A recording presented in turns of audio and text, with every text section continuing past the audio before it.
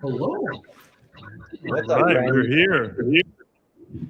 Welcome to episode 14 of Books and Bourbon. If you look closely around the room, you'll see that one of us is a repeat guest. So David. normally all 14 episodes. most of them. It's true. Normally we wait and build some suspense, but Bill was way too excited. So for those that recognize him, Bill Martlink is back in the house. Bill, good to have you I back. wish we had the sound effects so we could do the audience. We can have the booing or all kinds of good sound effects. I got the official logo shirt on today.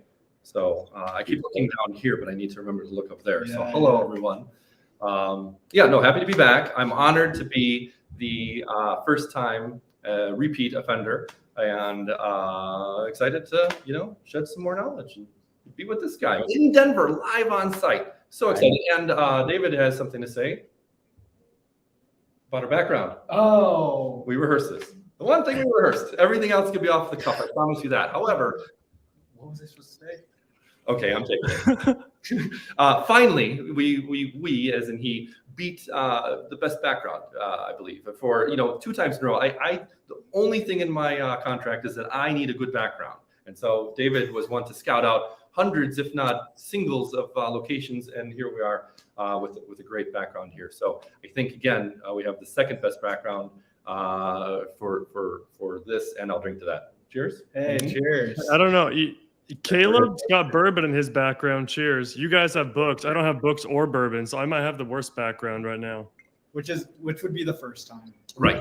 Hey, finally, we've left him in our dust, so he'll be working hard on that. For those that are watching the podcast on audio versions, which rolled out this week, we're still waiting for approval from Spotify and I think Apple and some other cool sites. Matthew can fill us in there. For those that are watching with their ears, so to speak, Dave and Bill have a nice background with beautiful shelving. It's very geometric, which I'm a fan of, and some lopsided cockeyed books. So that's going to drive me a little crazy the entire show. So there were some scanners here earlier. We booted them out and we retouched what we could, but we only had a few minutes. We had a little logistical nightmare heading before the event. On my affinity for Jack Daniels, and the first place we went to didn't have Jack Daniels, and so crazy. David's like, That is crazy. and I'm like, get out of the car, and then I realized it's not my car, and so I had, we had to just trudge on. They had and Pappy, they had everything. barrel age, they had everything, and he's like, I have to have my Jack. Well, you could have been like Con Jack. our guest last week, Avery, and assumed that Fireball was a bourbon, but Fireball shooters, multiple at the same time. I did actually have somebody text me after the show and say, I can't believe your guest asked if Fireball is a bourbon. Can we fire you? And I said, you're welcome to try, but Avery's somewhat a well-known staple. Speaking of Avery, he did make a comment about your weight, I believe, Bill and Dave. So you guys might want to take this up. He says 2 of the biggest booksellers in the game. Yeah. So Thank you. there we have it. Yeah. It's a heavy shoes to fill, but I guess. I mean, I'm doing the tour to meet up some of our largest clients, and number 1 on the list, I had made the trip out to California, as some of you all know, back to San Diego and LA back pre-pandemic, but now I'm back on the run and on the table and on flights into a city near you sometimes. But had to stop at our number 1-ish guy here, David, and I'll drink to that.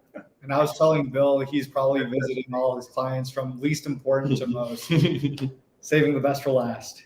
And for those that can't tell, Bill is probably 6'6", 6'5", and the thought of you riding or flying in a plane with a small chair is a little bit funny. So hopefully Glenn treats you right. You get some first class upgrades, and you can have a little more legroom. I'm gathering points. That's all I'm doing. You're really that tall? You're 6. How tall are you? 6'4". 6'4"? Yeah. I mean, there's inflation, so that kind of applies to everything. I know. It kind of changes things a little bit, Is used to lying about their height. We'd show up to gym. I played high school basketball. We'd show up to gyms, and the other point guard would be listed at 6'4", and you get out there, and there's no way he's even 5'10". You're like, okay, I guess I'm less worried about your 7-foot center at this point. Right.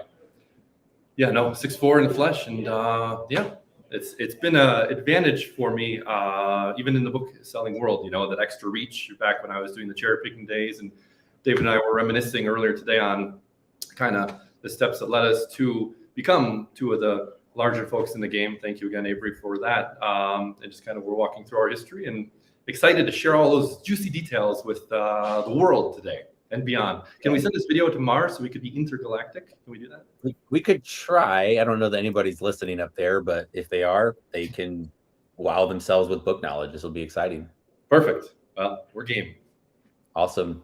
Well, Bill, before we jump in, we'll get to what we're drinking. We'll get to some industry news, and of course, we'll get to the interview, which is a reverse interview today. But before we jump in, what's Dave been showing you around Denver? What do you love about Denver, and is he making sure that you're taken care of while you're there? Definitely. I got to tour his warehouse today, which was super exciting. We'll touch more on that a little bit, of course. He got to show me the artistic district and the area that was one of the worst areas to live in. Can you guess what neighborhood I showed him, Caleb and Matthew? Rhino? Yeah, Rhino. Mm-hmm. So he threatened to drop me off if I misbehaved. But then he said, well, actually, it's a nice area. So It is a nice area. yeah. But no, I got to tour the area and had some great breakfast. And we have a nice dinner plan this evening. And I mean, time like this is invaluable. You know, we were talking about this earlier, too, that emails, calls, and Zooms are great, but nothing beats in the flesh. Yeah. You can't do that over Zoom. No, you can't. Nope. Oh, no. Sorry. Just get left hanging here. But yeah, I would echo that in terms of anytime you get a chance to meet up in person, and no, we're not just trying to sell access to a course or something or a meetup. Anytime you get a chance, do that. If you see someone doing a Top Golf meetup or just an industry event, jump on it, say hello, even if you're not or even if you're not outgoing. If you are shy, take advantage of that, jump in. You won't regret it. That'll build some real conversation, some real connection, and who knows what that can lead to. It holds true in any industry, right? Especially in this one, since it's so tightly knit. But back, to reflect in my earlier days, I can't tell you how invaluable it was to network with folks that did what I do, and do what I did and all that. And just one little nugget can pay for that event or that trip, and just those connections can lead to greater things later on. And that's any industry, but especially I would say this one because of how small it is. And I mean, we were talking about that. We've just talked about everything apparently. We just talk. But we touched on that as well on how unique this space is. So again, perfect. Well, right along those lines, Dan Watson says, "I'd love to tour some of the other sellers out there. It would be great to see how others solve the same problems." Dan, reach out. I know some bulk sellers are cautious. Bill won't let me anywhere near his warehouse. I don't know if it's because I smell funny or what's going on, but yes. Most sellers will be open to you coming out. Don't just knock on their door. Make sure you reach out, say hey. But that is certainly something you can take advantage of. You can also go tour Amazon's warehouses, and you'll pick up some tips and tricks there as well. Of course, they have billions of dollars at their disposal and robots and everything else. But you might learn a thing or two that you can apply to your business. See what I did there? Should we talk about what we're drinking? You can literally learn from A to Z. There it is. Yeah, let's talk about what we're drinking. Since it is Books and Bourbon, this is the show that's mostly about books and a little bit about bourbon. So we already know that Bill and Dave had to run around and get Jack Daniels. Did you get regular Jack? Did you get single barrel? What are you drinking there? Little guy, because I'm only here for a day and a half, and this would still last a lot longer than that. But I'll leave it in your hands. I'll leave it in good hands. So as what I do, I was mentioning this again. I'm sorry, I'll stop saying that. But for the fifth time of things we were talking about earlier, when I come to a new place and visit someone in their home, I do like to present them with an alcoholic gift, and they can remember me or help forget me. Based on that. So yeah, regular Jack for Bill here, and it'll do. So cheers to that. Cheers. Dave, are you joining him in the Jack endeavor, or are you back on your instant? Maybe later. First, SBYB, we got you can't really see it, but it's a Prost beer. It's a Kolsch, and just a nice light beer. And I was tempted to pick up like that $200 bottle of tequila on Bill, but I decided not to. Next time. Make some real good margaritas. I'm sure Glenn appreciates that. Sorry, I had a refill. Perfect. Matthew, what do you got over there? I got some barrel bourbon today. Yes. Nice. Another one of our developers' favorites. But yeah, I like barrel bourbon. I haven't had them a lot, but I've had a few recently and I liked it, so I picked some up. It's good. Is that their Infinity barrel? Yeah, it is. Nice. Yep. 4,836. It's bottle number 4,836. I like how they put the text on the barrel. You can see when it was made, how many bottles it is, what proof, and all that. That like the way they write it. It's like handwritten on there almost. For a second, I thought that was the price tag, 4,836. That's lower than the price tag, but it's close. Okay. Yeah, wait 3 years. The bourbon will probably cost that much in USD. For sure. I am drinking Elijah Craig, just nothing fancy. It's their small batch, 94 proof. Their website says it is the color of burnished copper, so that's something encouraging. But it's got little smoky notes. They said it's charred in level 3 oak barrel, so that's exciting. And it does have notes. I recommend level 3. Yeah, level 3 is like perfect. It's Goldilocks. I think it goes 1 to 5, but don't hold it to that. Yep. Yeah, I had that 4 and 5. Terrible experience. I ended up in Denver one day after a 5. Way too smoky. Well, gentlemen, cheers to that. Cheers. Cheers. Clink. Hey, we can actually do that. We can actually do that instead of the virtual We're in person, things. yeah. Yeah, how about it? There it is. Somebody gave us a recommendation. If anybody has recommendations, we are open to it. Brenda says we should all try Revel Stoke Roasted Pecan or Pecan whiskey. It's smooth, my favorite. So we'll have to check that out as well. And someone else says they have a bottle of 12-year Macallan Scotch. It's Scotch, so it's not bourbon. I don't know if we can approve that, but Dan, if we're ever in the same neck of the woods, we'll take you up on that gift as well. I'll add it to my list, Dan. You got it. Count on it. Any before we jump into the interview, any industry news that we should be aware of? I have something industry adjacent we could talk about, but I'm curious if you guys have any industry news. Prime Day, but that probably had a broadcast or two since, so nope. Did you guys pick up anything at Prime Day? Bill, did you get anything good? I was not one of the 300 million items. I was not one of the. I did not purchase one of the 300 plus million items purchased. I think my wife helped contribute to that. Thanks again, dear. Nothing I needed. So thank you. I didn't get anything this Prime Day either, specifically on Prime Day. Probably one day I should have shopped. I didn't. Yeah, no. After the fact, I heard lots of things I probably would have gotten and should have gotten, but yeah. Do you guys think the deals are actually that much better on Prime Day, or do you think most of the time it's just showing it's marked down when it's not really that marked down? I think you can find some good deals. Like I saw like AirPod Pros or whatever that are normally $180. They're marked down, or 150 were marked down to 180. And yes, you can see that price here and there. Mm-hmm. But if you want a guaranteed day where you can like save guaranteed, I think it's Prime Day, at least from Amazon. I'll give you that, but I would also say that have those prices been there before? Sure. Yes. So yeah, but everybody has to almost like strong armed into getting their rock bottom value price. And I heard Frito-Lay chips were like the second most popular item or something On Amazon? on Amazon. Yeah, like the big box of like variety pack or something. So That's weird. Frito-Lay is great job. I know the Amazon specific products like their Echoes and Echo Dots and Fire tablets all really do have good sales on Prime Day. Those ones are legitimately marked down once a year. For sure.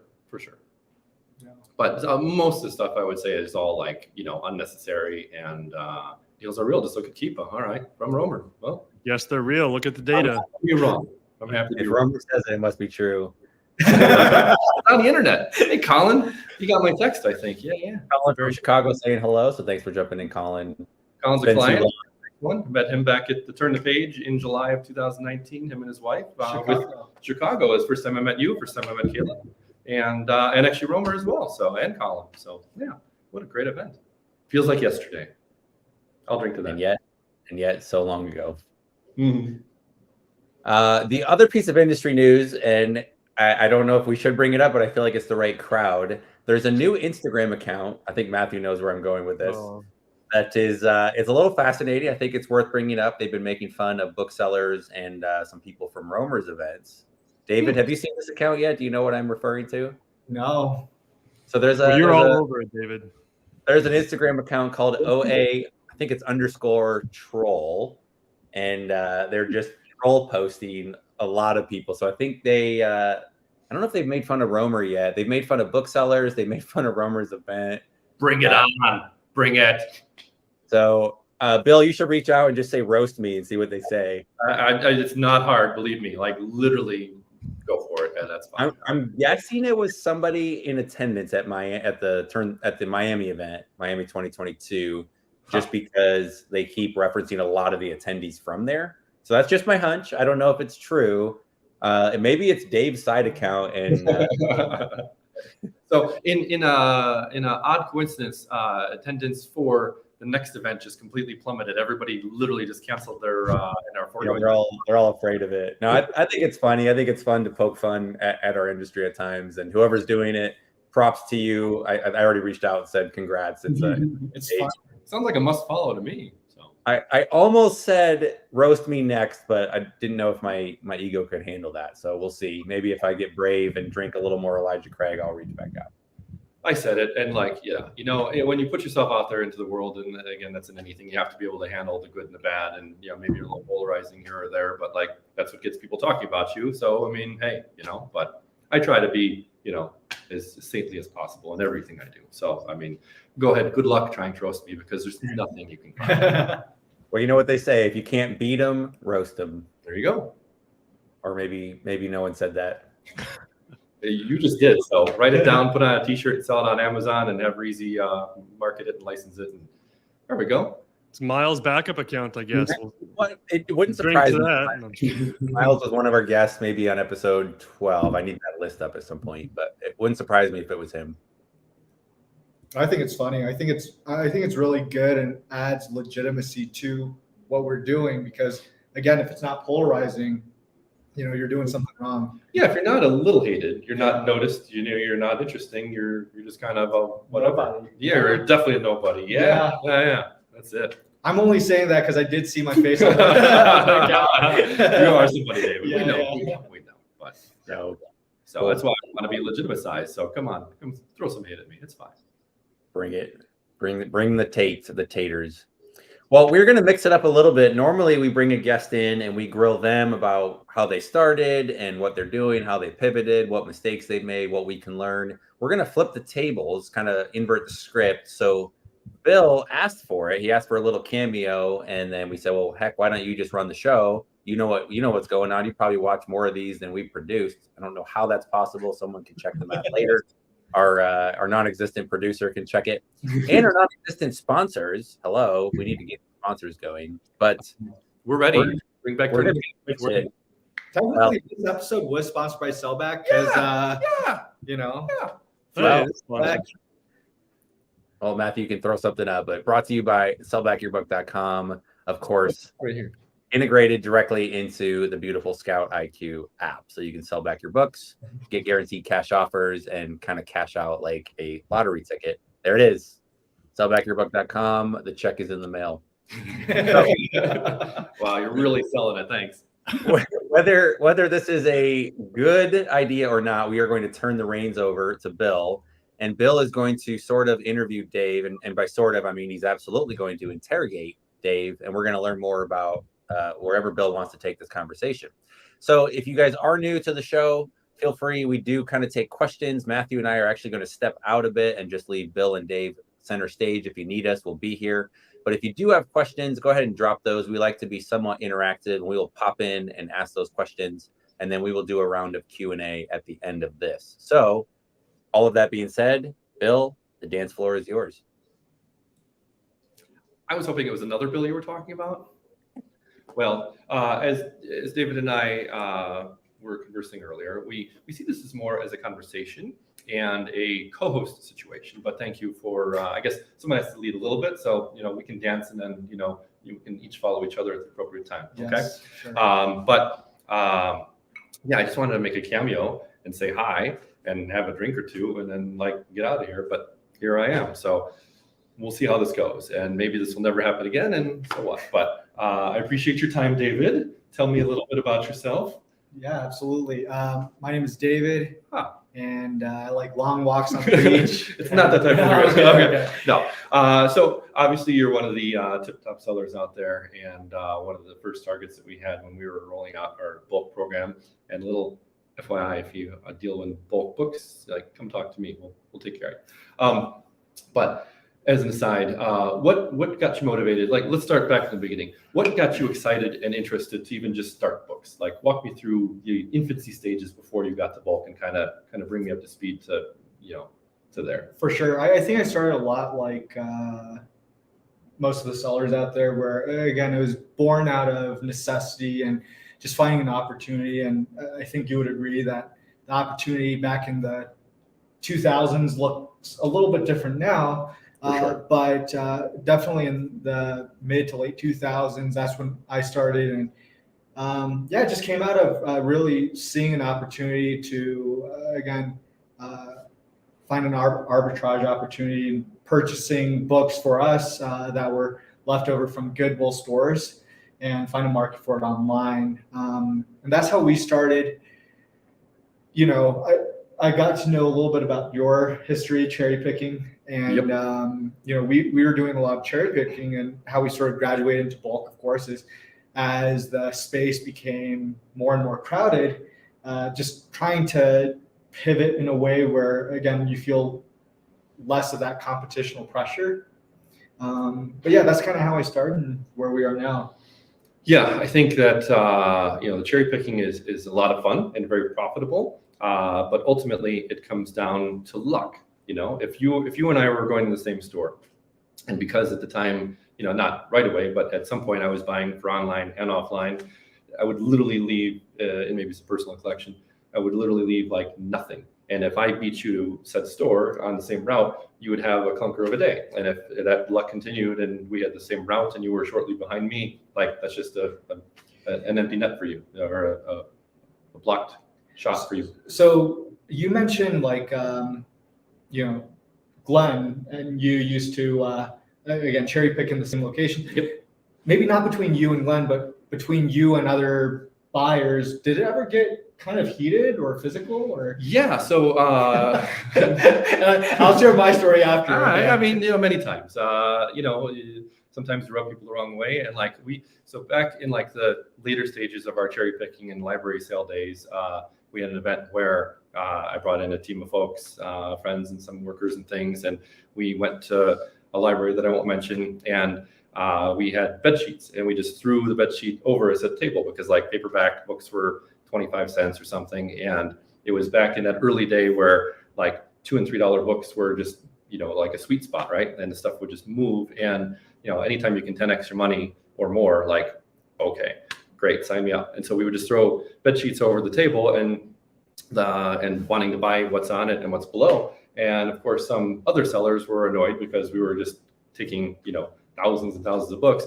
And even some of the staff was like, hey, you can't do that. And I'm like, well, I'm buying everything. How else can I do it quickly? And they're like, oh, okay, you can do that. Sure. Like, they quickly came on my side, Yeah. But yeah, you don't make too many friends in this business in that sense when, everybody, there's many times where people are friendly and can collaborate. Oh, but in sure. those events, like everybody for that short window of time is technically your enemy, because I'm trying to outdo you and outscore you and navigate to that best area. And especially when it's like a muscle memory situation of an event where, I know like, hey, last time I had this big score, this huge box where it was like $50 books all the way through. Like, I'm going to mentally try to plan to get to that same spot, hoping that luck strikes again, or at least that area. Right. Yeah. So, but ultimately, cherry picking is very profitable, and you can make a good side hustle or business out of it. But I really feel when, that's not something you can scale in the sense of having a programmatic process where, like, sure, you can have a fleet of scanners,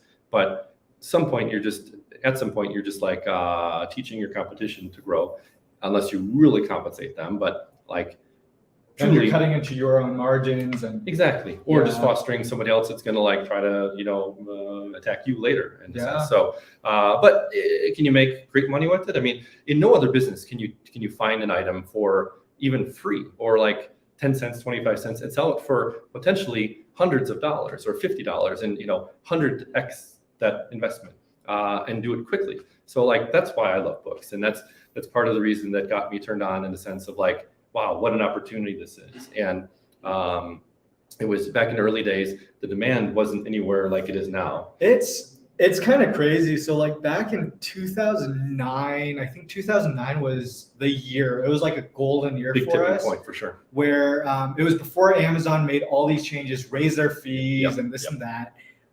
And FBA was new. FBA was really Mhm. new. And they were just literally buying that business. You know, you could sell a $4 book and still clear like what, $1.50 something. Like It was crazy. insane. Yeah. Like a lot of times, you know, we were really heavy in cherry picking at that point, and Mm-hmm. you know, we could go into a store and walk out with 300-400 books. Yeah. Oh yeah. And you know, it's like clear $2,000 in potential profit for the day. And it's like literally, it was just like, how quickly can you shovel these books? Right, right. There's not enough hours in the day. In those types of situations. Yeah. And I don't want to be like the type to be like, oh, those were the good days, but those were the good days. They you were. know? They were. They were. Even Even though it was still not 4K TV, it was still a pretty good day. yeah, pretty good. Yeah.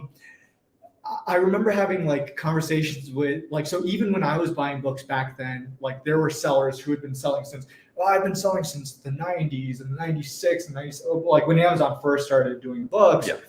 And I remember like talking to some people who early on had bulk operations in the early 2000s. Like, did you run across any people like that or? Yeah, they were definitely fewer and farther between, you know, because the technology component wasn't there, which made that barrier to entry so much greater, right? Yeah. Like we were using, and I know this has been addressed in other podcasts and broadcasts and things, but you know, Dell Axiom PDA. Dude, I remember those. You drop that thing from like 2 feet and it would just shatter either the barcode scanner thing or the PDA itself. And It's like well, $800. yeah, like your stomach just hurt, like you know. And then, Dude, I still remember the scan heads; those were like $300, yeah, and the scan bodies were 500 or 200 used. right. And every morning you'd have to pop out an SD card and then plug into your laptop. Like an old Nintendo, sometimes blowing it, like just Yeah. shake it and clean it. Oh man, Oh, it's not pleasant, but and that's been, you know, with Scott IQ and different technologies that exist, that's lowered the barrier of entry, where literally a 5-year-old to 95-year-old can do it, which is great for the industry, but it really makes you have to sharpen your toolkit in the sense of what can you do, and leads you to maximize efficiencies and really study those numbers, which then drives the business. And that's what both of us individually have been able to do on our own throughout the years, which is, you know, pretty exciting and why we're kind of here to talk to the masses. But yeah, it's been, you know, quite the journey, you know. And, absolutely. Yeah. You know, there's another prolific seller that started in the early 2000s. I don't know if you know him.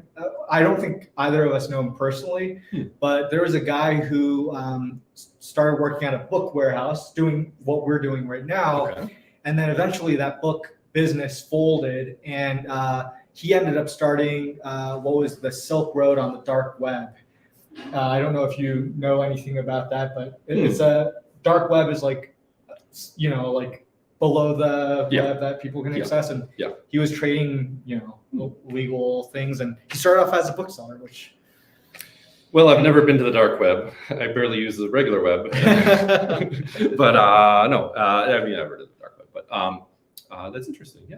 So how about that? You learn something new every day. So sharing knowledge on every level, right? Yeah, so exactly. I'll drink to that. Yeah. Cheers. So when you transition to bulk, what did it look like? Like, do you remember those early days on like what did you beat your head against the wall on? And I remember exactly. Okay. So like, walk me down that path. Sure. The first load that I picked up, it was from the Goodwill, and I said, "Hey, do you sell books by the pallet?" Because at the time they were dumping the books into the bin. Sure. And, you know, we went to an outlet area. And I said, "Hey, do you guys sell those?" Just like, and they said, "Yeah, we do." And so we set it up, and I remember exactly how much it was. It was like they charged me $150 a pallet back in 2000. It was big money. And looking back, I got ripped off. But you know, I purchased that at that time. We only had manual pallet jacks. We didn't even have a forklift. And so like unloading that trailer was insane. And then we got the material, and like, again, I think we're still using the PDAs at that point, scanning through the books. And it was just like, I think at the end of the day, we ended up losing hundreds, if not thousands of dollars. And then the other big problem, of course, was like figuring out how to dispose of all the books that we just bought. And so at that point in time, we just like called a trash company and got a roll-offs. And we just started dumping books in there. And yeah, that was my intro into bulk. And it was like, if someone told me that today, I'd be like, what are you doing? But I was there. You know? Yeah. No, it's crazy. I remember one of the first major purchases I did. I had like a pretty good couple months in a row, and felt that I had all my ducks in a row, and I had some employees, and we're cranking out a couple hundred orders a day, and looking to do some different things. And I'm always, not always, but generally, when I get focused on something, I just need to try it to like prove it or disprove it, right? Sure. And I get like hyper focused sometimes, and so I had this opportunity that bookseller, a remainder company, was like going out of business, and they had all these truckloads to offer. It was something ridiculous, like 35 or 40 cents a book, but I had to buy a full trailer load. Sure. So it ended up being, I remember the total, like $16,500 landed. And like I had to split it on credit cards and like literally Amazon disbursement pay, and then wipe down and then like go all in right at the time. And this is like every dollar and then some I had to, like overage, right, of credit card that I had. And I remember being at a dinner for my birthday with my parents, and like I got the email that like, okay, it's going to ship tomorrow, and I'm like,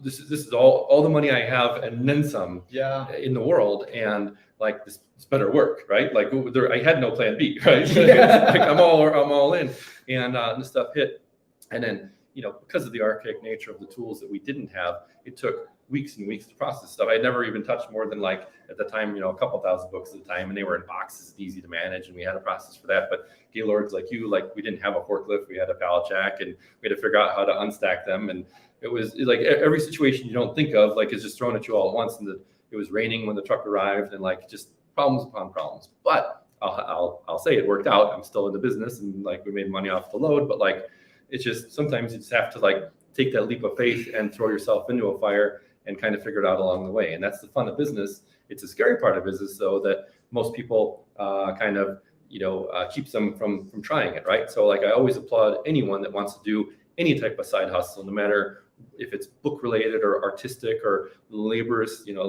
related, to shovel snow or mow lawns or literally anything in this world, right? You can Uber like on the weekends and make great side hustle money.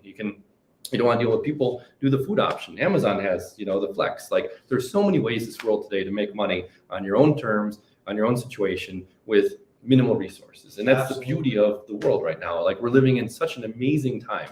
And I can't wait to see like the new technologies that we'll see later in life for our children. We'll see. And what a time to be alive, So I'm just going to add on to that and say like on top of, again, just having limitless opportunity, just having that shared knowledge base. Like when you and I started, there was no bookflipper.com or like the book flipper group. And was he even born? Was Caleb born then? I don't know. But like I envy the sellers who are starting today and have access to like this wealth of knowledge that, again, you and I'm trying not to like, I know what you're saying. We used to climb up the hill both ways to sell books, and it was insane. Yep. But the knowledge base that we have is something that just built over time. And that's why like new sellers that come in, and we talked about, God, I'm sorry, we talked about this earlier, but we're coming up to a really important time in the bookseller world, right? August is just a phenomenal time to be alive as a bookseller. Like the sales that everybody will make in the next 6 weeks coming up, like literally any day now, like August 3rd or 4th is like the tipping point in. And then like early September. Like the Wednesday, Thursday after Labor Day is like a little, and then that weekend after is like a rug pull. And it's like, so you get a good like 5 weeks in, but like you're going to feel like the smartest seller alive, and you're going to see stuff that you've had on for maybe day one or week one that you listed, and then it finally peaks back up with demand or the price that you had listed, and you're going to feel really good about yourself and that you're one of the smartest people around. And you are, don't get me wrong, but there's an accelerated demand right now going on because of the back to school nature. And then you have some spillover, like we said, into September, and then comes, October, November, of course, everyone knows the months. I'm not teaching anything new here, but holiday season, November, December, and then January into February, textbook season part 2. So the next 6 months are just like the best time to be alive as a bookseller. But as you mentioned, don't assume that that's going to be the norm, because February to July is like a drought. May is okay. Yeah. Hey, And June, June and July is kind of ramping Sure. up a little bit. for sure. But March, April are like death to booksellers. You really gotta, plan and forecast and be able to budget your money and be fiscally fiduciarily, something like that, responsible. That's why I didn't go into that world, right? I don't even know the word. Yeah. But you really have to manage your money well and not base assumptions on this because similar to like COVID, if you've been around selling during 2020, we both made some projections based on those sales and say, okay, well, things are up, 30, 50, 100% in this area and well over that in other areas. And that's how it's going to be for the next while. And then last year and this year has proven otherwise. And in the new economy, it's not a bad thing to kind of be flat, because it's kind of like, hey, you're surviving, you're doing well with the new labor conditions and costs of everything. So yeah, absolutely. I'm just curious. Last time I had a conversation with Glenn and I asked him when he started, I don't exactly remember when he started, but he started, I think around within a month from me. Okay. So I started August of 2008, like officially. Mm-hmm. I'm just curious because I knew a couple other sellers who started right around textbook season because that was really the momentum they needed to get the ball rolling. Mm-hmm. I'm curious, two things. Number one, how many people, when people actually started, and number two, if they started during sort of off month, when they decided to go full time into Sure. this, like, because September and October makes a lot of sense, Right. and maybe even February where Right. they had solid months and they're like, hey, you know what, I can quit my full-time job. And so I'm curious to see when like Caleb decided to leave his corporate job, and I'm also curious with a lot of the viewers too, like. We can bring them back in a couple hours. It's Yeah, okay. yeah. I know they're watching and lurking, if you will. But Yeah, we can talk to them at like 4 or 5. It's Yeah, fine. yeah. We're gonna Oh, he's hello, back. Father. Hello, Dad. I'm gonna drink up. We've been paying attention. I've shared this story a bunch, but I can jump back into it if you want in terms of like when to quit the job. And we talked about this a bit, I think on episode 12, when you and I talked about like knowing your margins and your numbers. But one of the important things is understanding what it costs to be you. And so we talk about this a lot. Like, what does it cost to be Caleb? What does it cost to be Bill? And the more you can trim that number back and sort of improve your margin in the personal finance side of things, the more that gives you flexibility. Because I was working for Johnson & Johnson. I had just been promoted to manager. I had a pretty good income coming in. I just cracked 6 figures. I thought I was living the dream. And if you're trying to if that's your target, when you're trying to build your book business, that's certainly attainable, but it's going to take a while to build up that inventory. So if that's your goal is to replace your income, you've got a pretty high threshold to meet versus if your goal is to replace your expenses rather than your current income, then that leaves you a little bit more margin. Again, most people have income of this, they're spending this, or with credit cards, they're spending greater than the income. But if you have a margin, that lowers the bar, lowers the threshold. Normally we want to raise the bar, but in this case, we're lowering it. And so my target was to offset my expenses. And I did books on the side until it was generating, 40 to 50 grand of net income. But what month was that? Oh, what month did I make that decision? Yeah. When did you quit? When did you put in your notice? Man, I thought we had moved past talking about months of the year. That's like elementary. Good question. So I quit my job it was a 2-stage approach. I kind of backed off. So I quit my job at Depew, so Johnson & Johnson, in probably May or June. Wow. And then moved out to Denver. And then I quit my job in about October. And part of the reason I quit then is I knew textbook season was coming. I knew that was going to be a big boost for my business. And we were just getting ready to launch eFlip. So I kind of had a couple stakes in the fire. I knew that the inventory levels were growing and I could focus on it. And I knew that there'd be a really good, December, January to kind of boost me, even though I was stepping away from my job around that time. I feel that that's really smart what you did, Caleb. But I think most people, they have a really good sales month and they're like, yeah, I'm going to screw this. Yeah, screw this. I'm out. Exactly. What I did was I was selling, this and that, even in high school, but then all throughout my 6 years of college. Yes, I'm on the 6-year plan. But after that, and that was partially to pay for my way through the last 3 years I went part-time. But anyway, I digress. I told myself, after I graduate, I will give it 1 year. And I don't care. I don't want to make any money. I just want to be near break even, because I'm willing to throw away a year of this to educate myself and live on the streets, if you will, and roll up my sleeves and the streets of business, if you will, and figure it out that way. And after 1 year, I was a little under still, but I said, you know what, I'm going to go for it. And actually, it was July 12th, I believe. I have it in my calendar every year. It reminds me when I incorporated officially, Red Carpet Books. So, and then of course August came, and I thought, hey, this is easy. I'm good. I'm golden, And then they had a good couple months with the holidays and stuff, and January, and then of course April, and March hits you like a bus, and yeah. So, but one of those things. So. I think like the first 2 or 3 years of doing business, every March I had to ask my parents to hey, can you toss me $2,000? And I mean that was a lot of money for them, but it was just like I needed it because again, when you're first starting out, you don't know the ebbs and flows of the business and the market. So speaking of that, though, that's almost one of the maniacal things about this business is when you're doing bulk, right? We'll kind of bring it back to why we're here. Sure. And I warn and kind of advise all of our clients, and this is if you're wanting to go in the bulk world, you have to be willing, and not because I did it, but you have to be willing to essentially that first almost year or two to take all your profits and reinvest them into things that will maximize your efficiencies later. Because as you grow a business, you say, wow, I need a pallet jack, I need a Gaylord tipper, I need a forklift, I need this, I need more shelving. You can't sell more books without these vital things. But guess where that's coming from?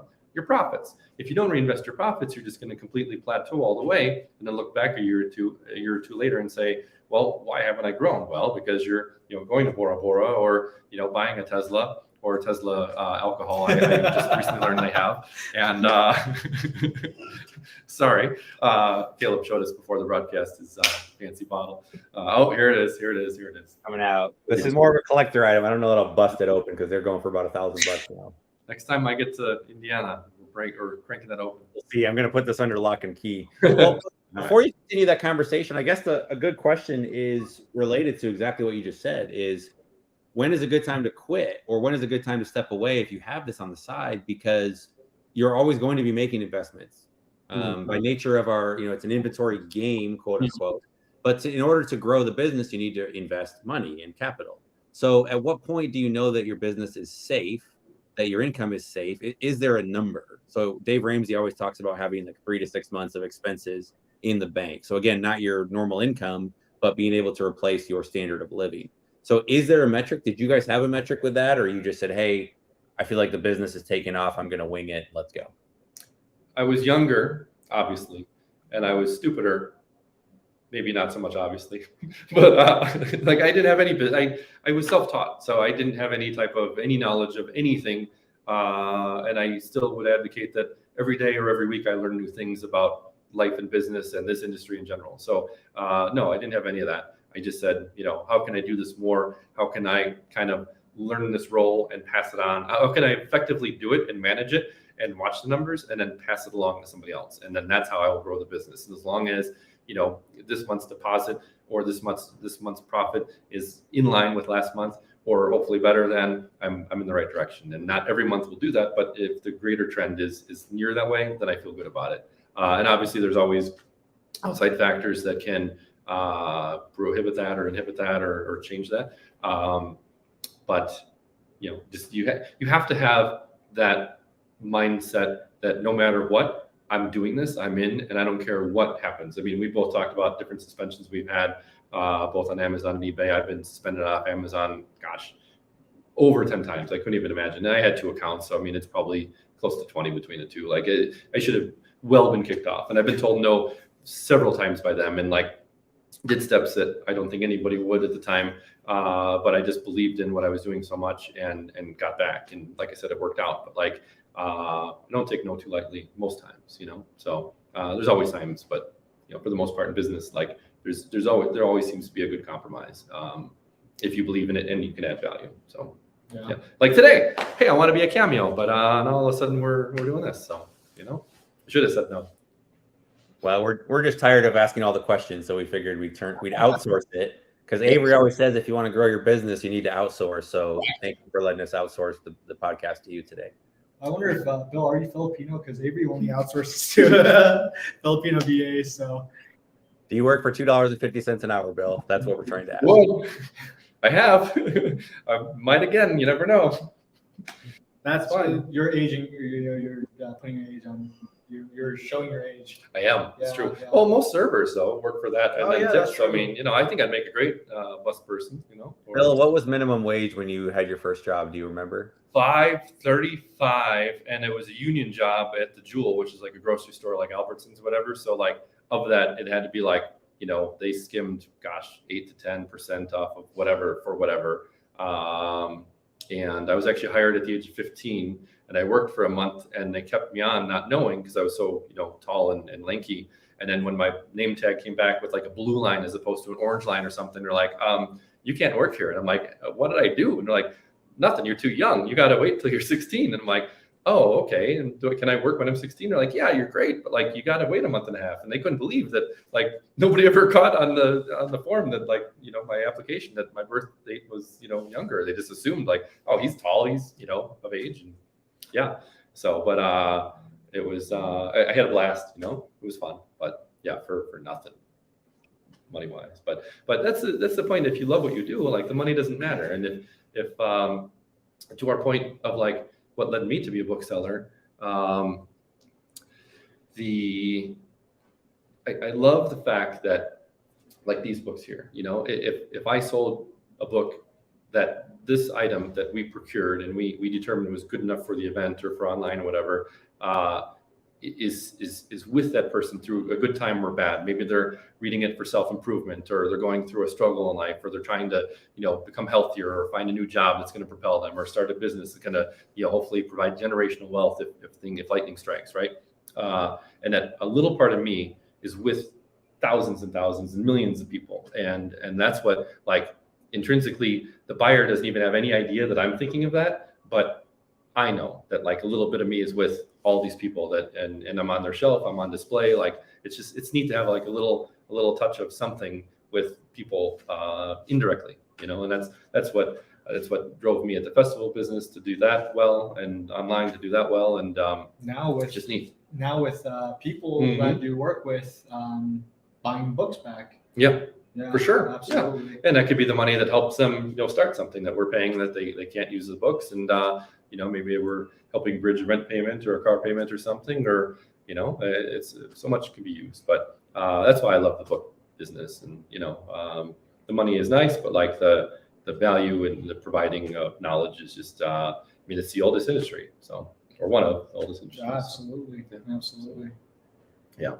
But so when so I was able to tour David's warehouse today, and really impressive. It's about a 20,000 square foot facility and super used to the space. So they have nice vertical shelving that's not too high, because you can run in that trap, right? Where you go really high and then it becomes A, a liability, and B, a burden to get those books. And C, a liability. And C, a liability, right? You don't want anybody, when you're doing bulk, you really have to be honed in on every cost to move your book from into the warehouse all the way through the steps that it has to process and determine if it's viable for online, condition grade, to shelving worthy, to pick, to pull, to ship. It's a lot of steps.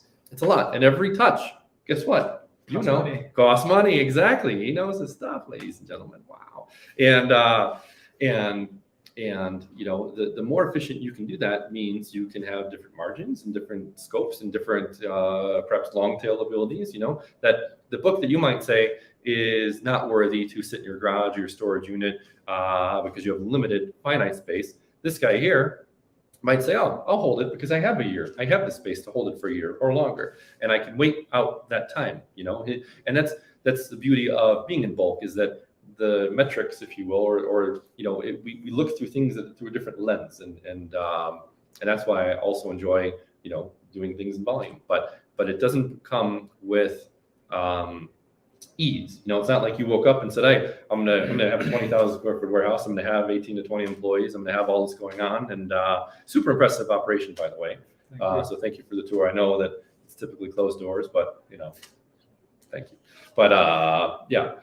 But what when you were originally there, what was like the first break into bulk? Walk me through that. When you started with bulk, like what was your first warehouse size, and like what was the So we had, when we first started bulk, we had 5,000 square feet. Okay. And again, it was just a very limited warehouse, but at the same location or different location. Okay. Yeah, Okay. yeah. How many times have you moved? This would be our fourth location if you count the basement. Yeah. And what did you say about moving earlier? Very good for knowledge for.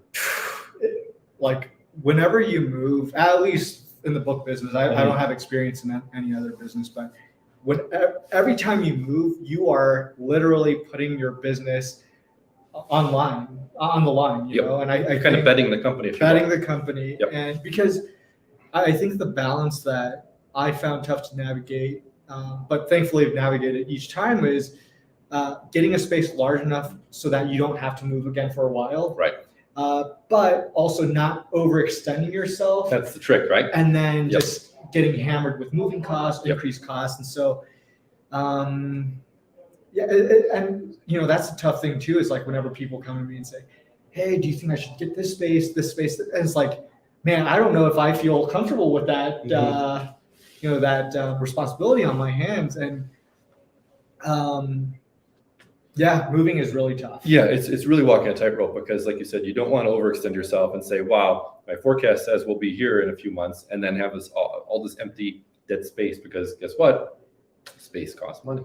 But you also don't want to be putting yourself back in the situation again where, you know, the walls are closing in and you did all this movement, and obviously when you shift spaces, you have to, you know, kill sales for a little bit or shift sales a little bit, whether you punt them forward or do it creatively. Like there's still always some type of negative effect, no matter how, you know, how well you do it. There's always problems. Do you, I mean, well, number one, can we talk a little bit about maybe how you guys moved? I'm an open book. Okay, cool. So like when we moved the last time, I think we did it the best out of the 3 times we moved.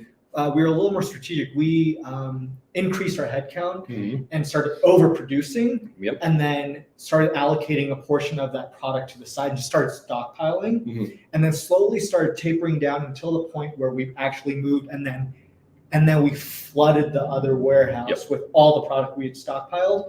And then as we started winding down on the product we stockpiled, we started migrating all the products that we had at the old warehouse over. And so I think at most, so we were able to get from, you know, full inventory to 0 to full inventory all within about 10 days, I think. It's really impressive, yeah. Was that pretty similar to what you guys did? Or so what we started to do was we had some overlap with the new place. And so we started building shelves there and then listing things there, and then not having it go live, and then kind of whittle a little bit of the current place down. Okay. And then there was some point where both were live. And then you were doing like dual fulfillment. Yeah. Holy smokes. Don't recommend it. Yeah. Yeah. And then, you know, in retrospect, you know, hindsight's always 20/20 and everything, right? We should have just loaded there, started selling there, and then flipped it off. Get to a point where it was like a little bit okay, and then flipped it off, and then moved everything over. But you know, it was our first big move. We had the luxury of, at the old place, to kind of expand into, it was like a piecemeal building, so we were able to grab, you know, 10,000 square feet here, 5,000 there, and so on and so forth. And it was awkwardly shaped, not conducive to like new employees, because it's just a piecemeal of everything. But you know, you live and learn. So but we survived, you know, and that's the thing. So how long did that moving process look for you guys? So it was this time last year. So it was like all summer. So it's very fresh for you guys. Yeah, like May, June, July, and our goal was like August 1 be completely out. Just in time for textbook season. Correct. Yeah. So we want to consolidate. But we actually did the opposite, and so we took possession in July 1st. Okay. July 1st, and then started build out.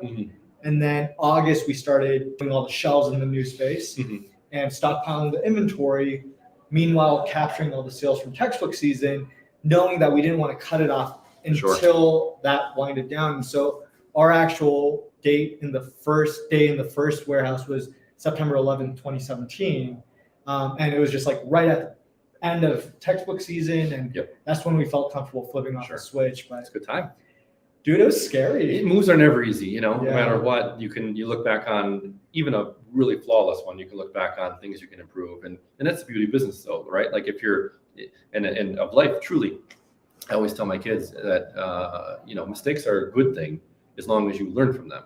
And if you're constantly repeating them, if you're a constant, reoffender on these things, Then your name is David. and Bill, that's fine. But no, like mistakes are good. Learn from them, and then say, you know what, like next time I'll try better, or I'll definitely do better. But like, those that constantly do the same thing over and over, like, come on. So, but that's the beauty of anything. You can, hindsight's always pretty clear, and that's the fun of business, though. Yeah, and hopefully by putting this out into the knowledge base, we help some people out, because that's the thing. Stressful year of my life. Oh yeah, for sure. And make sure those shelves are bracketed and secure. I liked your stuff with that. You got to be safety conscious and ADA compliant and all the things that come into play. And it's just you want to maximize your space, but you have to do it safely. Because your employees, one bad thing, not good as the owner. One secret that I've never shared with anyone, but that you saw, Bill, is that we only hire people taller than 6 feet. yeah, I did. So if you ever want to apply, I have a future back at Dream Books. Yeah. A little hedge my bet. If you, what was I going to say? If you think back to like the move, you mentioned that you were talking to Glenn. You said, "Hey, there's a good chance that this is as good as it gets." It's like, this is as good as it gets. Once we move, there's a chance that, we aren't able to have the same performance and results in for sure. space. Yeah. That's it. I mean, that's everything. Yeah. How did you? Who ultimately made that decision to make the jump? So we both knew that we couldn't operate under the same constraints if we were, if you will, stuck at our old place. Can I ask how big that was? Yeah, it was 95,000 square feet. It's huge. Yeah. And now we're at 230,000 square feet. So quite the leap. Yeah. Do you guys have golf carts? No. Scooter? No, nothing. Okay. So many times during the day when I'm doing my calls, I'll actually walk the warehouse. So I get my 10,000 steps in every day. And central air? In the office. Okay. Yeah, same here. Sorry. Yeah. But we both knew that something had to be done. And, it is a bet of the company, if you will, in the sense that like, if enough goes wrong, you can sustain and kind of stay with it, but like things will have to change fundamentally. Like, you can't just be burning money, over and over and think that that's a good business, So, but luckily, things seem to be on a good path. But I mean, are you guys back in a rhythm yet, or? I'd say, yeah. I mean, there's always improvements we can do, but that's any growing business. Sure. So, but as far as like, I guess after effects from the move, like that's pretty much all taken care of. You guys are used to the new space now. Yeah, we're used to the space. Filled it in. I mean, we're. I think that the people we have, it's amazing. Like the staff we have, and I talked about this last time. Like the staff we have is the coworkers and people on board are so talented and so passionate about what they're doing and own their silo. Like, our customer service, our marketing, our HR, our operations, there's stellar people to work with, but so honed in on what they do. And it's like, it relieves the business owner, Glenn, and myself, because it's, everything's a burden. If it's not Glenn's, it falls to me, like I share weights with him, if you will. Sure.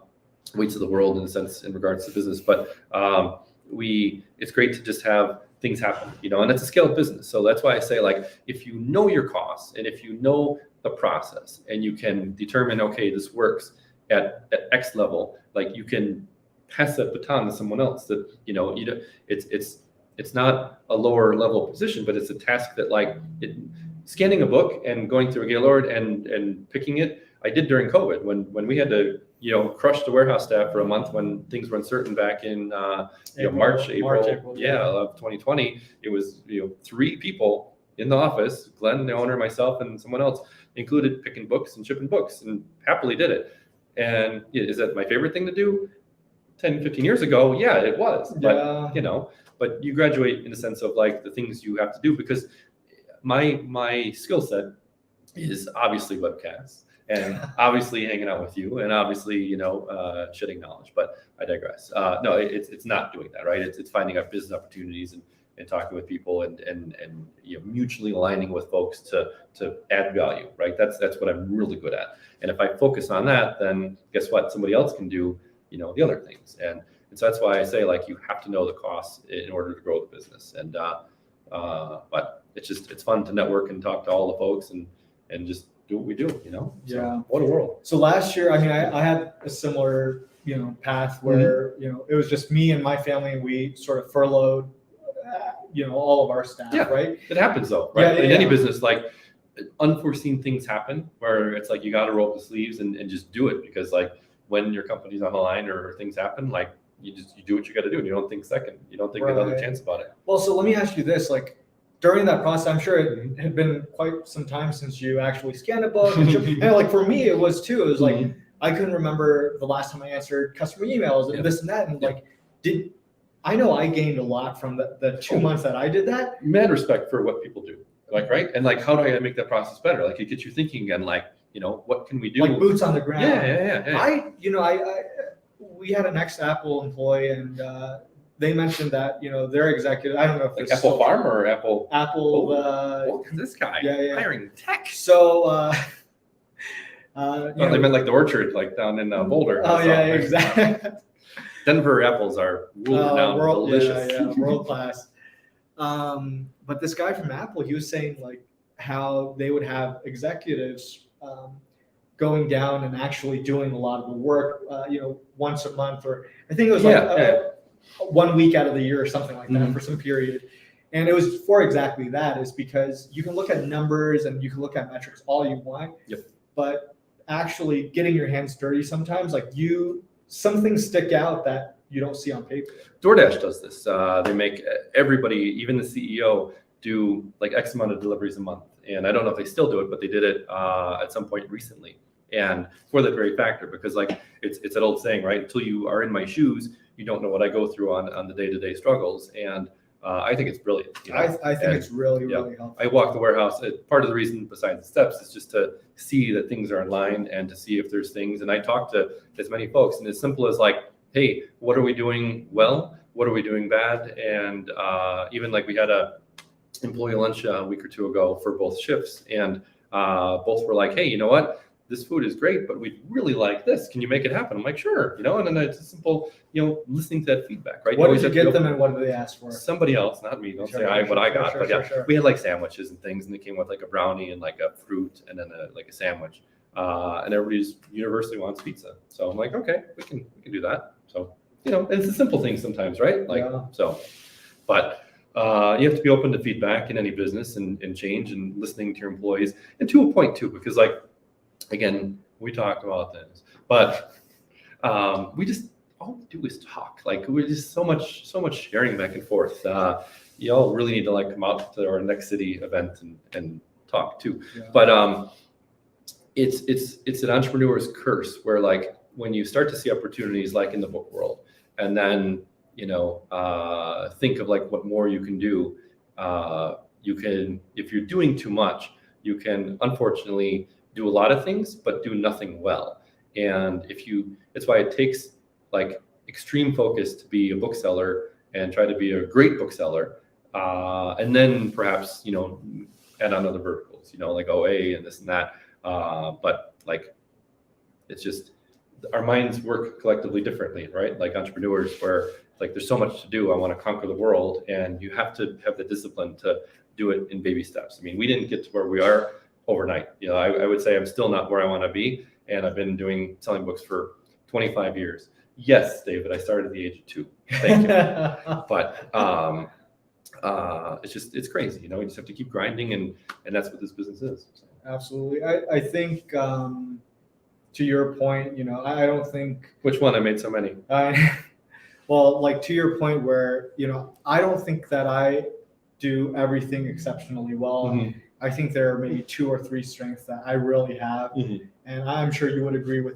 For sure. Too. I agree. You do only do just drink beer and do these podcasts. Yeah. No. I know you mean me. And yes, I would agree. I'm very limited what I do well. You know, but I'm one of the people that constantly strives for more and to better myself, to acknowledge like, okay, I'd like to change this about me, or like to do this better. And you know, quite recently or this year I started running, and it's like you have to be able to invest in yourself and in your health, because health is wealth, you know. And health is wealth. I'll drink a lot to that. Jack Daniel's is very healthy. And, so let me ask you this, like, because before you started working with Sellback Book, you were able to scale your business to, I mean, I think you said you had like 4 sub companies or brands under your company, and I'm sure you had a pretty decent staff for the larger events. And so like one of the strengths that I'm repeatedly seeing, like for people who've been able to scale up successfully, is the ability to, again, just sort of have interpersonal exchange, and I guess management as well. And I guess I don't know, maybe I think being good with people will ultimately lead to you being a good manager. Good managers are good with people. People who are good with people aren't always great managers, right? Yeah, you want to be straight with people in the sense of like telling them sometimes the tough conversations. For sure. And with that, sometimes, you know, you anger them or upset them a little bit. But on the other hand, like you have to be respected, and maybe, I don't want to say feared, but like when you say something, they have to follow through, right? So like it has to have some type of substance, right? There has to be, you know, you can't let the proverbial person come in late, you know, every single day, 100%. you know, or like, you know, manipulate what you have going on because it suits them. Like at the end of the day, there is a person running the ship and in charge, and like it or not, like that's the rules. And like you have to be, unfortunately, a little tough sometimes, you know. And with that said, like of course when the unfortunate circumstances happen, to have enough leeway and compassion and empathy for your employees, because without them you're nothing, you know, and the company would collapse. So it's always a balance, you know. And did you sorry to interrupt, like did you start from zero, like you had no managerial experience before you business experience? I mean, So what did your managerial sort of journey look like in a nutshell? Did you read books? Did you learn from other people? Or so it's funny, the very first employee I had was actually a family, like a friend that I had in high school, that she worked at the mall, and I knew she and her family lived like a half mile from my office warehouse. And I said, hey, I actually went to the mall to like find her, and because I knew that like we had talked, and said like she's a couple years younger than me in high school, and said like I don't think you're having a good time here. Whatever you're making, I'll pay you an extra $1 or $2. You said that to her? Yeah. At her, like actually at the mall. Like I said, hey, you want to go have like lunch with me, whatever. And she's like, yeah, I don't like working here. And I'm like, come work for me. I'll make it easy. I'll pay you, you know, more. You have a better commute. She tried, like she believed you. Yeah, we were friends. Okay, I was more friends with her sister, but like I just knew that she was like from her sister that she wasn't happy with that particular job. And then from her, I said, okay, now I'm going to business. Do you have a friend that could do this? Like, you know what it takes. You know, I'm a fair guy. It's like, sure. And then from her, I had another friend. But and do you think you were good? Did you manage them effectively? Initially, probably not, because like I'm a good critic on myself and a tough critic on myself. But like I was always fair, and you know the nature of that business. Like at the time, I didn't need set hours, so I was very flexible to say, hey, if you have, because she was in theater and stuff, like if you have production this month, like you, as long as it gets done at some point during the day, I don't care. It has to go out tomorrow. You know, you want to come at 7, or you want to come in right after school, fine. You know, whatever. So that flexibility goes a long way in that sense. Like now we can operate like that and have, you know, 50 employees or 100 employees, like, oh man, you know, self-managing. Like, but you know, when you're small, you can be nimble and you know, flexible on your feet. So, but I always think I was fair and did a lot of things for them. And did you like read books, watch YouTube? I mean, was even YouTube a thing in 2000? Like, I don't know. So no, I don't know. My uncle was a good. He was a manager at Toyota and instrumental in teaching me lots of things. He was a branch manager at Toyota, so he managed like a good 150 people or so. Wow. This was his watch. So yeah, but yeah, you know, you learn along the way. You know, you pick up tips and tricks from those that inspire you and hope to inspire. And yeah, like it's starkly similar how like I have an uncle too, and he's actually pastor of a large congregation. You know, I would say that he is in a non-traditional sense, a great manager because he does kind of have to manage and taper expectations Yes. For a large, body of people. And, that's where I got a lot of my ideas and inspiration from. And, like he never sat me down and he never said, "Hey, David, this is how you do it." Sure. But I guess just leading from example, right? Yeah. And just like by proximity, I was able to pick up some of the things that he was doing exceptionally well. And I mean, still to this day, I see him and I'm like, wow, he's so incredible. But again, just definitely having those mentors that are super close by and accessible is been really important to me. And it makes me really feel very grateful. For sure. Yeah.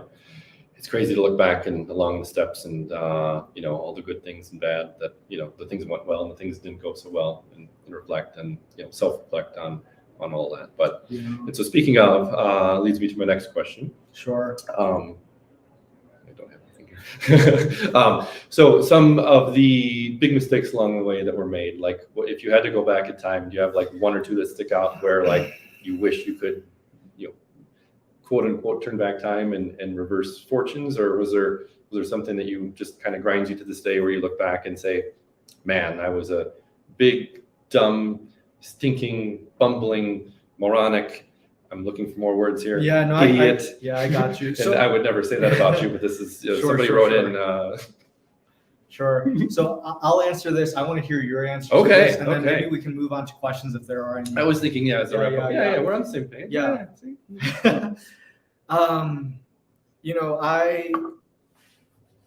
I don't mean this in a cliche way, but I really look back at all my mistakes, and I truly do look at them as like, if I weren't the one to actually do that and like feel the pain of all my mistakes, I would have never learned from it, because I always did so poorly with like getting feedback and advice from other people, because I was just always stubborn, and I still am pretty stubborn.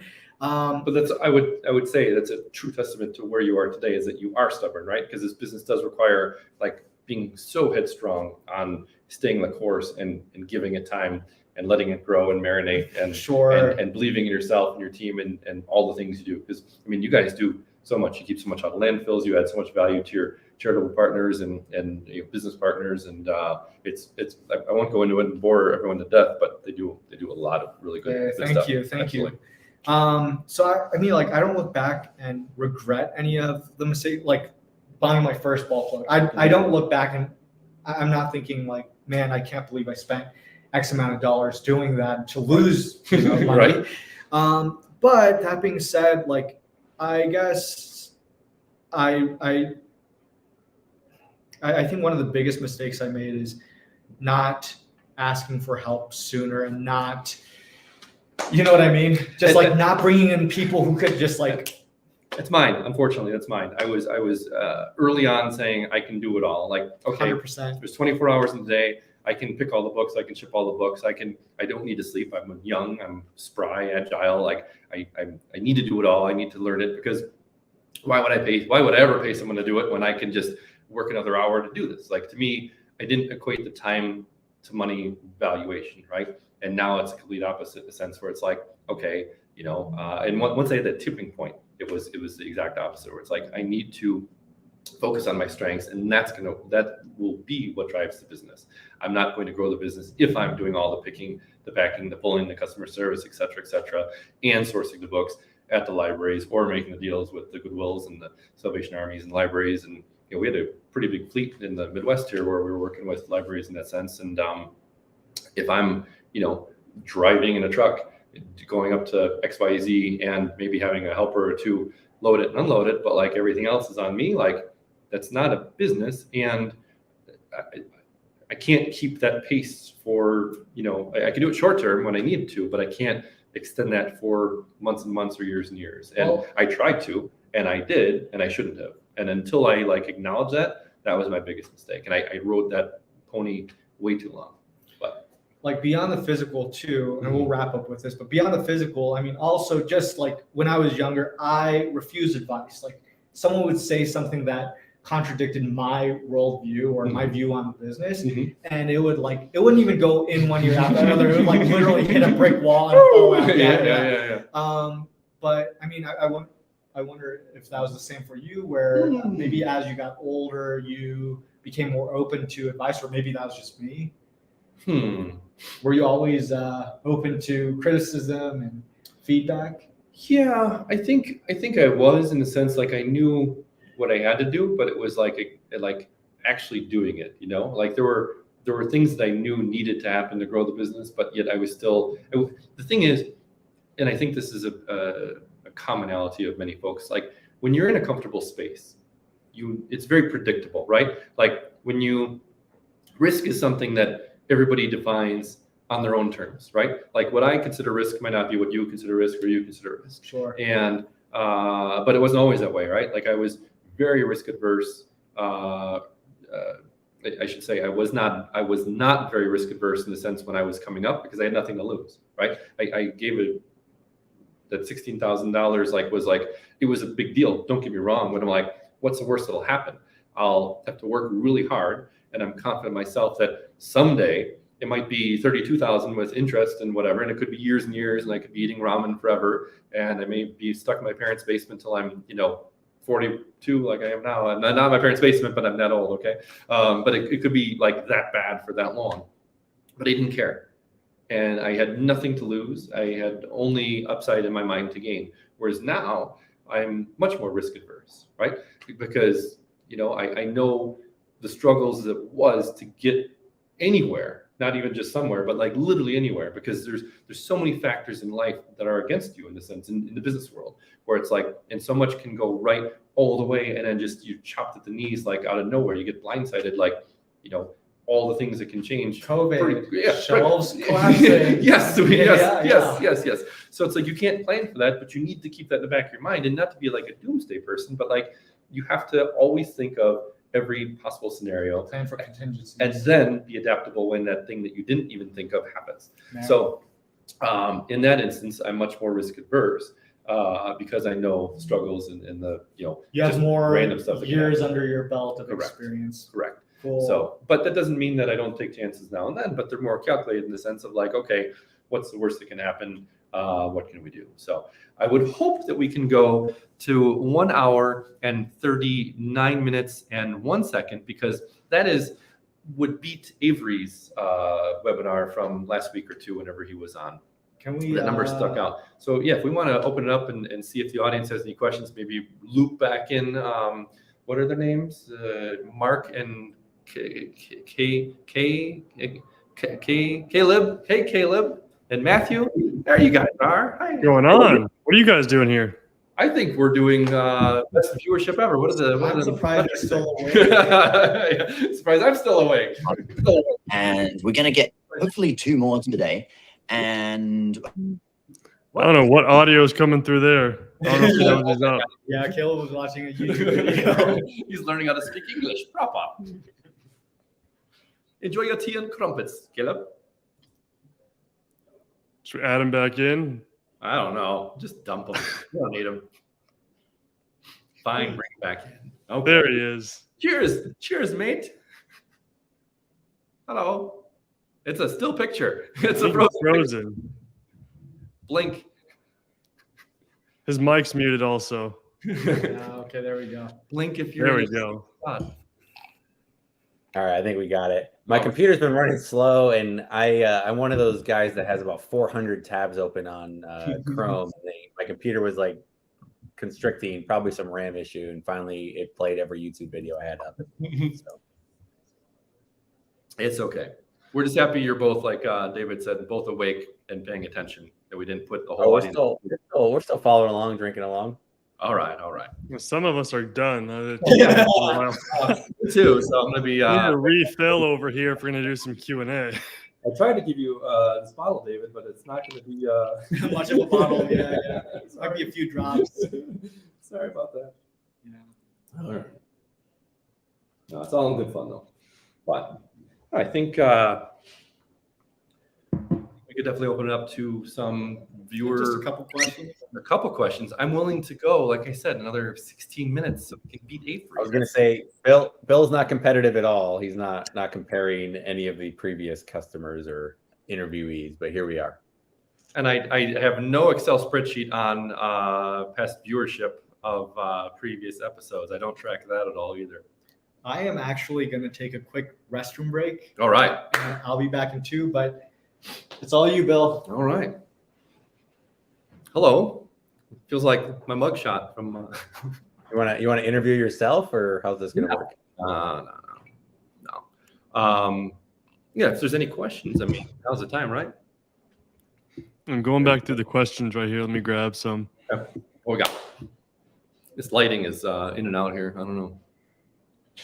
Well, the night is still young there in Denver, so you guys have a whole evening ahead of you. We do. We have some dinner plans. That's all I know. Where's he taking you tonight? Maybe we shouldn't say it live, just in case Yeah, there's papers out there. But Irish spot, he said. Mick Donald's. nice, Oh, I've heard okay. of it. Nice. It's a Denver staple, that's for sure. No, he it's a. I don't know. He mentioned it before, but it was not something that was. I could not remember. I cannot remember. But I'm looking forward to it. He will treat you well, I'm sure. He's a good, very, very generous host. For sure. No, nothing but the best. So about those questions, eh? All right, let's put this one up here right now. Here's a good one. So I'm curious why large operations like Bill's and Dave's almost go exclusively MF. I figured it'd be more profitable with FBA is basically what he's saying. So what is the reason some larger operations go exclusively MF? So FBA is certainly a profit generator in the sense for most sellers, but it's more of a laborious process from most software standpoints, right? So like there's definitely a lot of opportunity there, but I would say the merchant fulfillment folks see the better opportunity to have that leverage to hold the item themselves and perhaps sell it on other marketplaces like Alibris or Abe or wherever. And there's a value to hold it themselves. Yeah.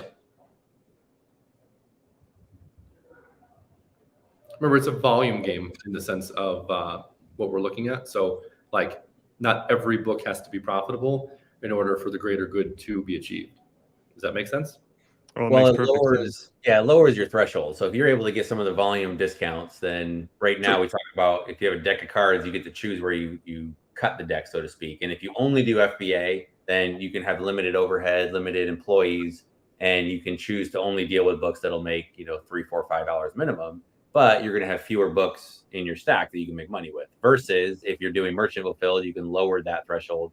And if you get bulk shipping, you can lower that threshold even further, which allows you to repurpose more books, et cetera. So there's some benefits that come with economies of scale, but you have to also be willing to then, you can't just get the benefits without some of the side effects. And those side effects are increased overhead, increased labor. There's definitely headaches that go along with that. I think that's like verbatim what I just said, but okay.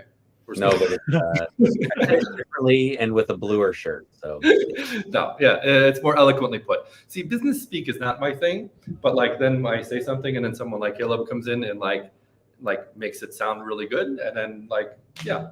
I only said it because we're gonna clip it out later and make little snippets for Instagram and all that. So no, it's spot on. Whatever Caleb said is even better.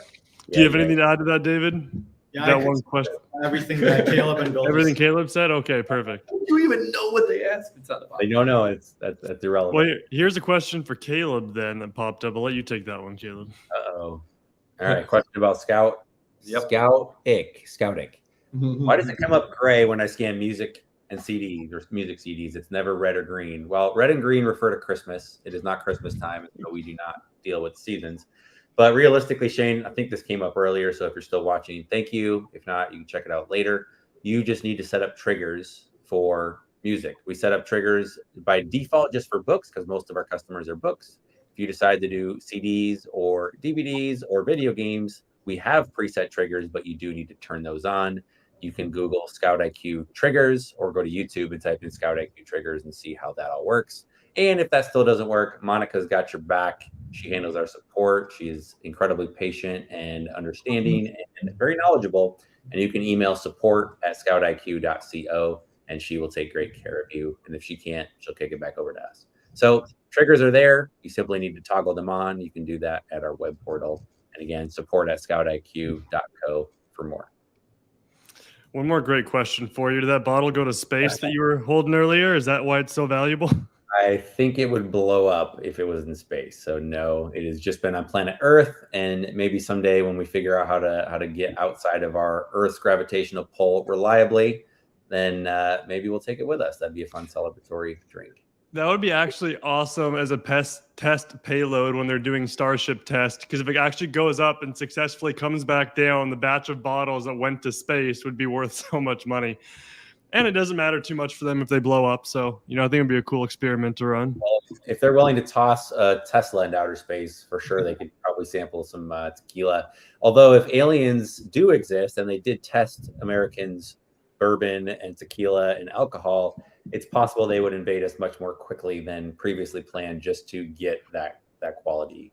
Or they would say it's swill and they'd leave us alone. So I don't know. You can choose which way you want to go with that. This is an interesting question. What do you guys consider to be a newbie? A year or a dollar amount reached? Ooh. At what level do you lose newbie status? That's a good question. That's a great question. I think it's time for me no matter what.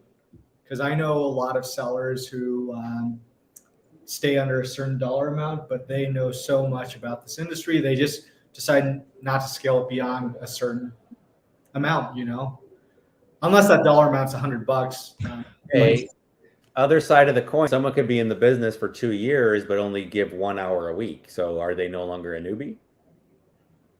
I think it's got to be a combination of both, just because at David's point, I would weight the time more than the dollar amount. No, because listen, I could sell a yacht, okay, and make a clear $1 profit, but it could be $1 billion yacht. But yeah, but if you could find a buyer for $1 billion yacht, but it's $1 I didn't have yesterday, and I made $1. Like, boo-hoo to you. I made $1, and but yet I sold $1 billion yacht. So like, yeah. And that does nothing, right? But I could claim $1 billion, generated $1 billion in sales, but well, one thing. Oh, this is a good comment right here. Hello. It's when you don't consider yourself a newbie, but you can become a newbie again, such as when you start doing new processes. That's pretty good. You can be a newbie at new parts of the business all the time. I like that.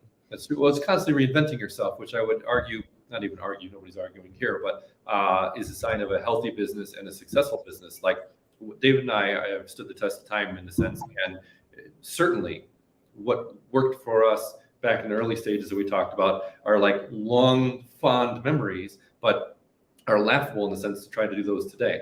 And even intrinsically, like what worked a year ago, maybe barely works today. So like you have to be constantly watching every metric and every part of your business and be, forecasting what can come ahead and being creative and innovative to say, this is going to be that next new thing that we can kind of tack our trailer onto and ride along for a little bit until we have to figure out a new situation. But I would say in that sense, I'm still a newbie, and I'm going to be a newbie as long as I'm in this business, really. Absolutely.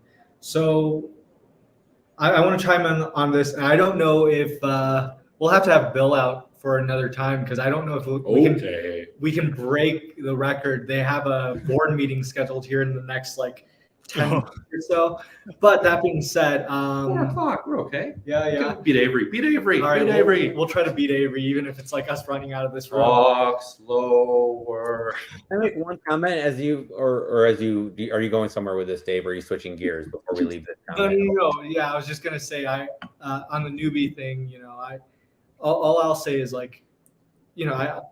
I personally don't believe in labeling yourself as a newbie, because again, it's like we all start somewhere, and it's like I think by labeling yourself a newbie sort of has a negative connotation. So to your point, I think you can it's a good mindset to have that newbie feeling, in a sense where like everything's new, everything's fresh. we were talking about this earlier. 10 times I get a stamp. I had to say it one more time before it ended. But I'm still excited every day in this business. I wake up every day excited and happy that I am a bookseller and to be what I do, to be who I am and what I do. And I hope to never, ever lose that feeling. And so I would still say that lots of feelings are fresh, and I get excited when we, break this threshold or find this out or figure out some new little thing.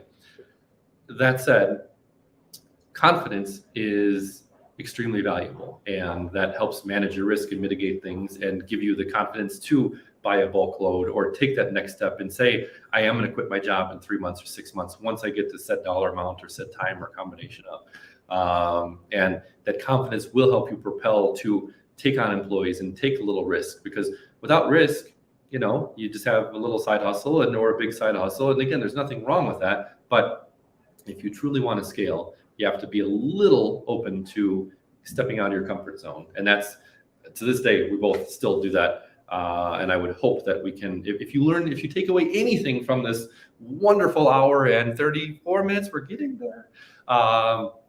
Step out of your comfort zone and try something new. Not all the time, but every once in a while, because you never know. If 1 out of 10 things that I do is innovative and actually works, it's worth all the other struggles that all the other 9 failures had, and it makes that gem like super exciting. And those 9 other ones are just forgotten. And like maybe I come back to it and say, wait a minute, okay, that's what I needed to do, later on. But you got to constantly be trying new things, and that's just life. That's a good business. So. Yeah. I like it. I think there's that. I'm going to bring back the pendulum idea, but you mentioned confidence, which is very important. But there's also that understanding and that idea of being curious and being humble and admitting I don't know everything. Because if I did, I wouldn't be, I probably wouldn't be flipping books, but I wouldn't be slogging away every day. And so once you've said, I'm extremely confident, the pendulum's way over here, I don't need to learn anything new, that's the moment you start dying. And the idea of growing and learning, and that's why we network, that's why we connect. I had a conversation with somebody today. They just got hired in at my alma mater at Grace College to do fundraising. And so she's brand new. She didn't go to the school. And she's like, she's asking questions and how do I go about this? And I said, well, you have the luxury now. I don't know how old she is, but in her 30s or 40s, if you're ever going to guess younger. And you get to be a freshman all over again. I said, you just started this job. You can call up any alum. You can call up anybody from any department at the school and say, hey, my name's X. I'm brand new at this job, and I'd just like to pick your brain or ask some questions or learn how I can serve you better. And you have that luxury. When you move into a new neighborhood, you have that luxury of saying for the first week or month, you can go knock on anybody's door, especially in a small town like Indiana. And Indiana's a state, I realize, but you can go knock on anybody's door and say, hey, I'm Caleb. I'm new to the neighborhood. I just wanted to introduce myself, say, hey, and I'm your neighbor down there. And, if you ever need a cup of sugar, come visit. Once you've been there a year, if you haven't done that, you've lost that chance to be the freshman. You've lost that chance to kind of go over and say, hey, I've been here for a year and I've avoided you for a year, but now I'm going to come say hi, right? You kind of lose that ability. So I think we can treat our business like that all the time and just say, hey, I'm really trying to understand repricing, for this next year or this next couple months. Can I pick your brain? And people are very, very open to that. So be curious, stay thirsty, my friends, or stay curious, my friends, however you want to say it. But I think that's you'll see that characteristic in entrepreneurs, and that will serve you incredibly well. For sure. And I agree with the curiosity part. There's a book I read, the producer of, he was Ron Howard's partner. He made a lot of movies, Apollo 11 or 13 or whatever it is. And a lot of the Ron Howard movies he partnered with in the sense of the production companies, Brian Green something. But the book was phenomenal, even though I'm really not selling it well here. But from an early age on, he was curious about the most random things, and it helped him see the world through a different lens. And we all know on like Survivor and the reality shows, that moment where you're overly confident is the moment that you're just taken out and chopped away. And yeah, we got the 2-minute sign here, so we're gonna just make it, which is great. But don't be overly confident. continue your curiosity and Should we end with end with that. Yeah, it's okay. You can come on in. Yeah, there you go. yeah. We got 1 minute to go. Yeah, you can come on in. It's cool. Set up. We got some more visitors. We got should we this is end the with, cameo. Yeah, This I is the know. cameo I wanted. And it's an hour and a half later. Game geek out moment? Yes. Moment. Let's do it. All right. What do you guys have? You guys are up first. The one thing that's sort of revolutionized or changed or like something cool to geek out about, I'll start. Yeah, please start. I'm at a loss here. We started using a sensor that helps us track a lot of different things within our operation. And again, it's software as a service, and we pay monthly for it. It's a way for us to actually just check the fill of our donation bin.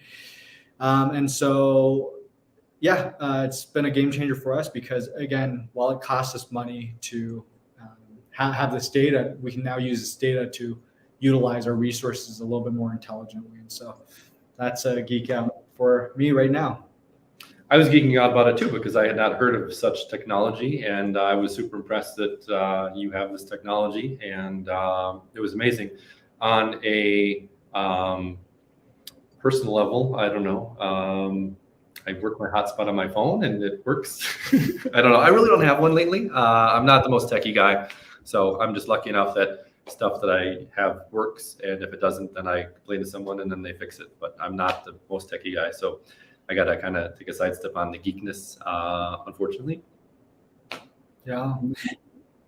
But I was impressed by your thing. Thank you. It was like I can't wait to like Google about it and read it more. Yeah. I'll send you the link. Yeah, great. Caleb and Matthew, if you want to share, and then I'm going to put ourselves on mute, and I'm going to start wrapping up. But we did it though, because in 15 seconds we're going to be an hour 40, and we've got the crown. And then let it be known that no one.